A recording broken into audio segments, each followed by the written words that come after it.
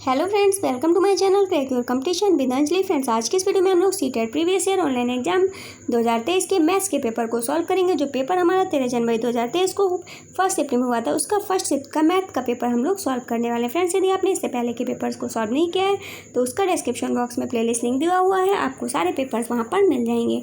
साथ ही यदि आपने 2021-2022 के ऑनलाइन एग्जाम्स भी नहीं देखे हैं तो उसके भी पेपर्स आपको डिस्क्रिप्शन बॉक्स में मिल जाएंगे, आप लोग वहाँ से देख सकते हैं। फ्रेंड्स, वीडियो को शुरू करने से पहले एक छोटी सी रिक्वेस्ट है, यदि आप चैनल पर नए हो तो चैनल को सब्सक्राइब करके बेल आइकन को प्रेस कर लीजिएगा ताकि सारी वीडियोज़ आप तक पहुँच सकें।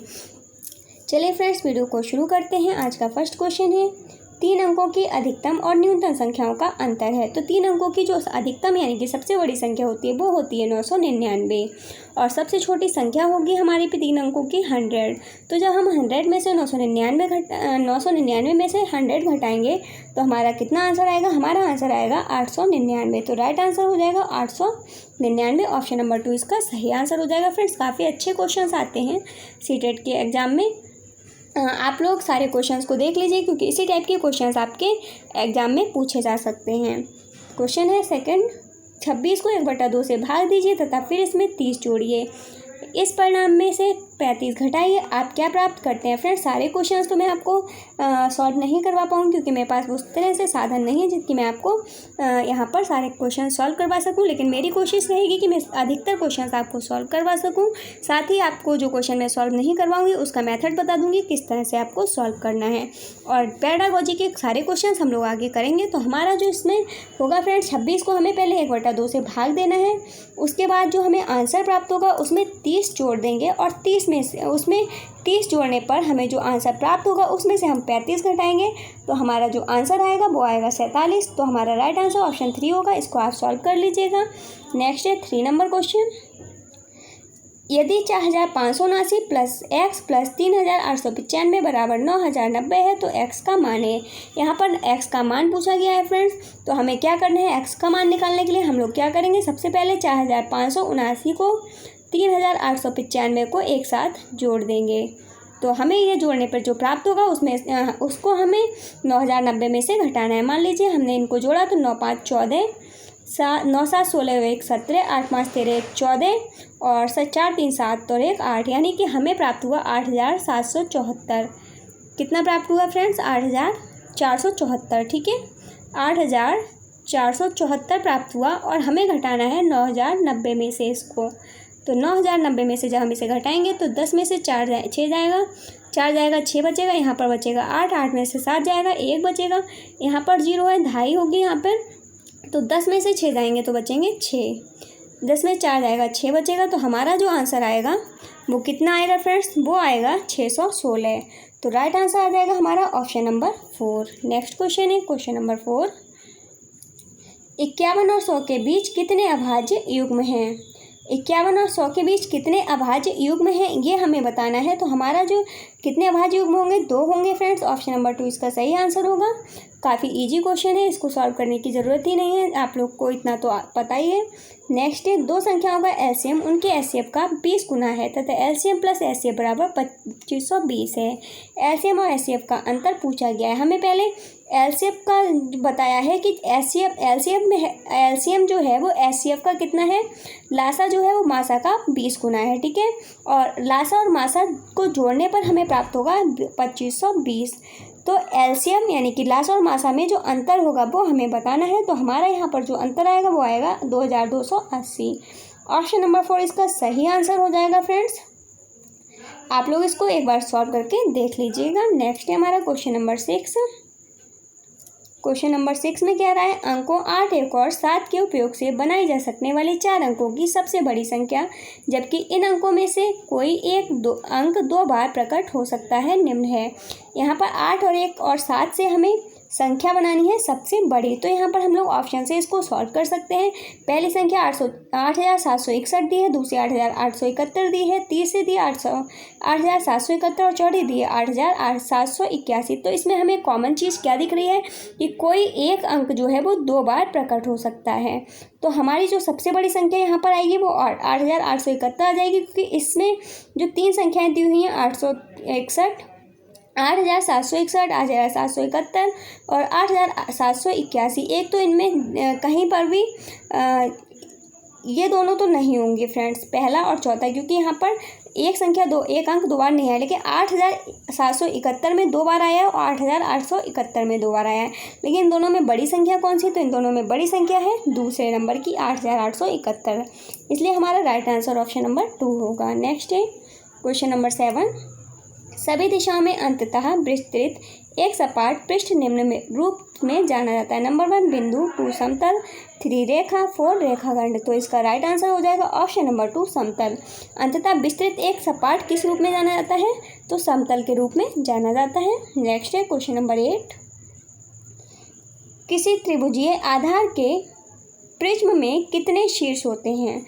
तो किसी त्रिभुज के आधार के प्रिज्म में शीर्ष होते हैं फ्रेंड्स 6। ऑप्शन नंबर 2 इसका सही आंसर होगा। नेक्स्ट है क्वेश्चन नंबर 9। किसी शंकु का पार्श्व दृश्य निम्न रूप का प्रकट करता है। नंबर 1 त्रिभुज, 2 वृत्त, 3 वर्ग, 4 आयत। तो इसका राइट आंसर हो जाएगा ऑप्शन नंबर 1 त्रिभुज। किसी शंकु का जो पार्श्व दृश्य है वो किस रूप में प्रकट होता है? वो त्रिभुज के रूप में प्रकट होता है। क्वेश्चन नंबर 10 है, क्वेश्चन नंबर 10 है, किसी पात्र में 35 लीटर 560 मिलीलीटर तेल है। यदि इसमें 875 मिलीलीटर तेल और मिला दिया जाता है तो अब मिश्रण की कुल मात्रा होगी। तो हमें कुछ नहीं करना है, 35 लीटर और 560 मिलीलीटर में हमें क्या करना है? 875 मिलीलीटर को जोड़ देना है। ठीक है फ्रेंड्स, तो 875 मिलीलीटर को जब हम जोड़ेंगे तो हमारा आंसर आ जाएगा 5, 6, 7, 6, 13 के 3 और हासिल 1, 8, 5, 13 और 1, 14, यानी कि 1435 मिलीलीटर हमारा और हो जाएगा। 35 में जब हम 1435 मिलीलीटर जोड़ेंगे तो 35 और 1 हो जाएगा 36 लीटर 435 मिलीलीटर। तो राइट आंसर आ जाएगा हमारा ऑप्शन नंबर 1। नेक्स्ट क्वेश्चन है हमारा क्वेश्चन नंबर 11। किसी स्कूल में अध्ययन 9:15 पर सुबह प्रारंभ हुआ और मध्य अवकाश 12:55 PM पर हुआ। मध्य अवकाश तक अध्ययन समय कितना रहा? तो 9 बजे से 12 बजे तक का फ्रेंड्स कितना समय हो गया? 3 घंटे हो गया। और 55 में से जब हम 15 मिनट माइनस करेंगे तो बचेगा हमारे पास 40 मिनट। तो हम पे टोटल कितना अध्ययन हुआ था फ्रेंड्स? अध्ययन का समय रहा 3 घंटे 40 मिनट। ऑप्शन नंबर 2 इसका सही आंसर हो जाएगा। नेक्स्ट है क्वेश्चन नंबर 12। सोने के गले के एक हार का भार 7 ग्राम, 6 डेसीग्राम, 3 सेंटीग्राम और 8 मिलीग्राम है। यदि इसमें 3 डेसीग्राम, 1 सेंटीग्राम, 3 मिलीग्राम और भार के मोती हैं तो इस हार में सोने का भार क्या है? तो यहाँ का इसको आप लोग सॉल्व करके देख लीजिएगा। इसका जो राइट आंसर आएगा वो मैं आपको बता दूँ। इसका राइट आंसर आएगा ऑप्शन नंबर 2 7 ग्राम, 3 डेसीग्राम, 2 सेंटीग्राम और 5 मिलीग्राम। नेक्स्ट है हमारा क्वेश्चन नंबर 13। क्वेश्चन नंबर 13 कह रहा है, नीचे दिए गए पैटर्न में निम्न में से क्रमशः कौन सी संख्याएं रिक्त स्थानों में आएंगी? ठीक है फ्रेंड्स, रिक्त स्थान में पूछ रहा है कि कौन सी संख्या आएगी। तो हमारा जो हो जाएगा, कौन सी संख्या आएगी फ्रेंड्स? यहाँ पर देखिए आप लोग 11 से 1 12 फिर 13, 15 में 16 छोड़ा 17, 30 में 31 छोड़ा 32। ठीक है, यहाँ पर 46 है तो यहाँ पर 44, 45, 46। ठीक है, यहाँ पर आ जाएगा हमारा 44, 45, 46, 44 इंटू 46 आ जाएगा। और इसके जो बीच की संख्या होगी वो कौन सी होगी? 45 हो जाएगी, 45 का स्क्वायर आ जाएगा। ठीक है, वेरी सिंपल क्वेश्चन है। 45 स्क्वायर माइनस 1 हो जाएगा। तो हमारा आंसर क्या हुआ? ऑप्शन नंबर 4 हुआ, 44 और 45 का स्क्वायर। नेक्स्ट क्वेश्चन है क्वेश्चन नंबर 14। प्रथम 10 विषम अभाज्य संख्याओं का माध्य। यहाँ पर प्रथम 10 यानी कि शुरुआत की 10 विषम अभाज्य संख्याएं, विषम भी हो और अभाज्य भी हो, ठीक है, उनका माध्य हमें निकालना है। तो माध्य आप लोग निकाल लीजिएगा इसका, और इसका आंसर जो आएगा माध्यक में वो आएगा हमारा ऑप्शन नंबर 2 15.8। ठीक है, कितना माध्य आएगा? 15.8 आएगा। इसका आप लोग सॉल्व कर लीजिएगा। नेक्स्ट है क्वेश्चन नंबर 15। गणित के एक टेस्ट में 30 विद्यार्थियों द्वारा प्राप्त किए गए अंक नीचे दिए गए हैं। ठीक है फ्रेंड्स, ये 7, 1, 3, 6, 5, 5 इस तरह से ये अंक दिए गए हैं। 5 से अधिक या उसके बराबर अंक प्राप्त करने वाले विद्यार्थियों की संख्या है। तो 5 से अधिक या उसके बराबर यानी कि या तो 5 या फिर 5 से अधिक प्राप्त करने वाले बच्चों की जो संख्या है, तो हम लोग देख लेते हैं कितनी है। 5 कितने लोगों ने प्राप्त किए हैं? 5 और 5 से अधिक। तो देख लीजिए हमारा 7 हो गया, एक हो गया हमारा 6, एक हो गया 5, एक हो गया 5, ये 5 हो गया, ये 7, 8, 9, 5, 8, 8, 10, 10, 8, 6, 8, 9 और इतने लोग हो गए हमारे। तो हमारे कितने हो गए टोटल फ्रेंड्स? 1, 2, 3, 4, 5, 6, 7, 8, 9, 10, 11, 12, 13, 14, 15, 16, 17। कितने बच्चों ने 5 से अधिक या उसके बराबर अंक प्राप्त किए? तो 17 बच्चों ने प्राप्त किए हैं। तो हमारा राइट आंसर क्या हो जाएगा? ऑप्शन नंबर 1 हो जाएगा। नेक्स्ट क्वेश्चन है हमारा फ्रेंड्स, यहाँ से हमारे मैथ्स पेडागोजी के क्वेश्चन शुरू हो गए हैं। तो चलिए मैथ्स पेडागोजी के क्वेश्चन करते हैं। गणितीय चिंतन आधारित नंबर 1 प्रक्रियात्मक प्रभाव पर, 2 अंतर्बोध अंतर्ज्ञान एवं अवलोकन पर, 3 तर्क एवं अवलोकन पर, 4 तर्क एवं विवेचन पर। तो राइट आंसर हो जाएगा हमारा ऑप्शन नंबर 4 तर्क एवं विवेचन पर। नेक्स्ट है क्वेश्चन नंबर 2। 4 के गुणन पहाड़े का शिक्षण करते हुए एक शिक्षक ने 2 के पहाड़े का निम्न प्रकार से उपयोग किया। 4 बार 2 और 2 बराबर 2 बार 2 का दुगना है। 4 बार 3 2 बार 3 का दुगना है। इसी प्रकार शिक्षक का उद्देश्य है अपनी गणितीय योग्यता दर्शाना, 2 दुगने की अवधारणा का परिचय देना, 3 पहाड़े सिखाने के लिए गणितीय युक्तियों का उपयोग करने के लिए विद्यार्थियों को प्रोत्साहित करना, 4 विद्यार्थियों के पूर्व ज्ञान का उपयोग कर नवीन अवधारणाओं के विकास हेतु प्रतिमानों और संबंधों का उपयोग करना। तो राइट आंसर हो जाएगा ऑप्शन नंबर 4, विद्यार्थियों के पूर्व ज्ञान का उपयोग कर नवीन अवधारणाओं के विकास हेतु प्रतिमानों और संबंधों का उपयोग करना। नेक्स्ट है क्वेश्चन नंबर 3। क्वेश्चन नंबर 3 है हमारा, एक छात्र के पास भिन्न की अवधारणा है। वह परिमेय संख्या की अवधारणा को भिन्न से जोड़कर आसानी से समझ सकता है। पियाजे के अनुसार कौन सी संज्ञानात्मक प्रक्रिया इसके लिए उत्तरदायी है? नंबर 1 मचान, स्कैफोल्डिंग, 2 आत्मसात करना, एसिमिलेशन, 3 अपघटन, डिकम्पोजिशन, 4 डिसेंट्रेशन। तो राइट आंसर हो जाएगा इसका ऑप्शन नंबर 2 आत्मसात करना या एसिमिलेशन। नेक्स्ट है हमारा क्वेश्चन नंबर 4। कक्षा 4 का एक विद्यार्थी 2 अंकों की संख्याओं को गुणा करने में सक्षम नहीं है। शिक्षक शिक्षिका का कौन सा तरीका युक्ति बच्चे को 2 अंकों की संख्याओं की गुणा सिखाने के लिए सर्वोत्तम होगा? पहला है उसे विद्यार्थी को पहले गुणन सारणी पहाड़े याद करवाने चाहिए। दूसरा है 2 संख्याओं को गुणा करने के लिए उसे विद्यार्थी को कैलकुलेटर गणन यंत्र का उपयोग करने के लिए कहना चाहिए। तीसरा है पहले वह 1 अंक की संख्या की गुणा करने में विद्यार्थी की मदद करे, तत्पश्चात 2 अंक की संख्याओं की गुणा सीखने में ह्यूरिस्टिक विधि का प्रयोग करे। तीसरा है वह गुणा करने की कलन विधि की श्यामपट्ट पर पुनरावृत्ति करे तथा विद्यार्थी को सिखाई गई कलन विधि के अनुसार समरूप समस्याओं को हल करने के लिए कहे। तो राइट आंसर होगा हमारा ऑप्शन नंबर 3, वह पहले 1 अंक की संख्या की गुणा करने में विद्यार्थी की मदद करे, तत्पश्चात 2 अंक की संख्याओं की गुणा सीखने में ह्यूरिस्टिक का उपयोग करे। नेक्स्ट है हमारा क्वेश्चन नंबर 5। बस संख्या 75 सेंट्रल मार्केट जाती है। यहाँ संख्या का डैश उपयोग है। नंबर 1 गणन, कार्डिनल, 2 अभिहित, अंकित, 3 क्रम सूचक, 4 क्रमिक। तो राइट आंसर हो जाएगा ऑप्शन नंबर 2 अभिहित या अंकित। नेक्स्ट है हमारा क्वेश्चन नंबर 6।